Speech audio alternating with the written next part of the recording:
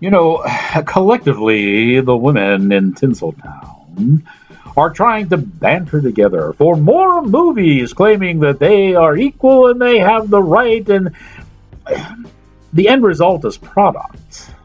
And when a product like this comes out, you can understand why they're not given the serious attention they so demand. Cinematic class is about to begin, and the professor is in. Ladies and gentlemen, this movie is called UNTOGETHER. And right off the bat, that title should tell you something's not quite right here. And it's true, it's not quite right.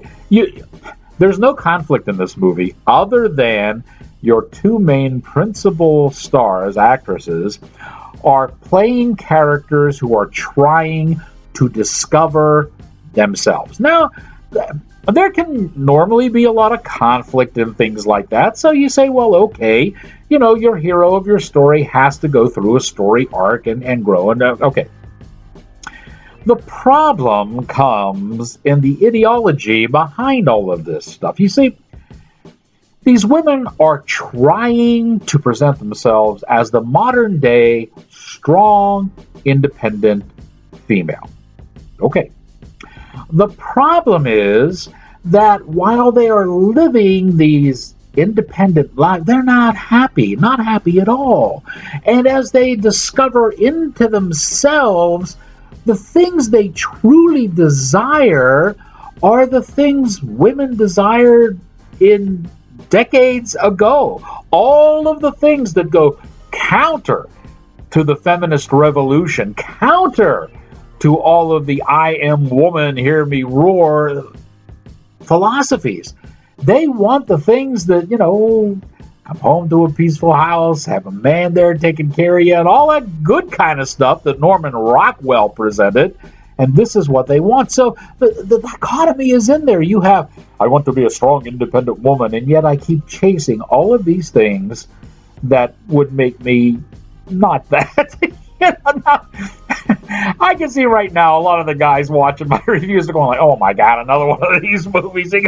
Yeah, women would appreciate this. They really, really would. And if it showed up on the Lifetime Network, that would probably be good too, because they sit and watch that. And generally when they put that on, we all leave the room and go watch a hockey game or something like that. But, as soon as you make a movie like this, you lose half your audience, because there's no man's going to sit and watch this stuff. Look, every day we live through our lives trying to figure you women out.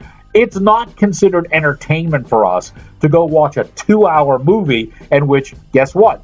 You try to figure out yourself. That's not going to work. Sorry, it's just not there. Now, there was one thing in this movie that really, outside of the conflict here, because what these women actually end up discovering through all their foibles, they look for themselves in different aspects of life, and one even goes back to her Jewish roots and tries to, get back into the synagogue and find her life, and that doesn't even work either. The trouble is, she had the perfect life. She had a perfect man right in front of her who was sacrificing his desires in life for her, and she, she scorned it anyway. It's so typical. It's like, geez. And they do this cinematic thing in here, and I tell you, this is how cheesy this movie got. It's what I like to call symbolic nudity, okay?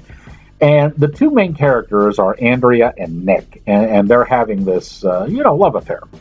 And they get together for some, activity several times in the movie. But when they do, there is never a nudity. There is, maybe, like side shots or back shots, but you never see explicit nudity when they're going through their lovemaking. Now, throughout the story, Andrea goes through her arc, and she discovers that, guess what? All the while she was trying to discover who she was exactly who she was at the beginning of the movie. Like I said, women only. So once she discovers this, and she hooks up with Nick again, they have another scene, and this time, she strips for the camera, and you see the nudity. And the symbolism behind this, was that, they were making love, they were having this affair.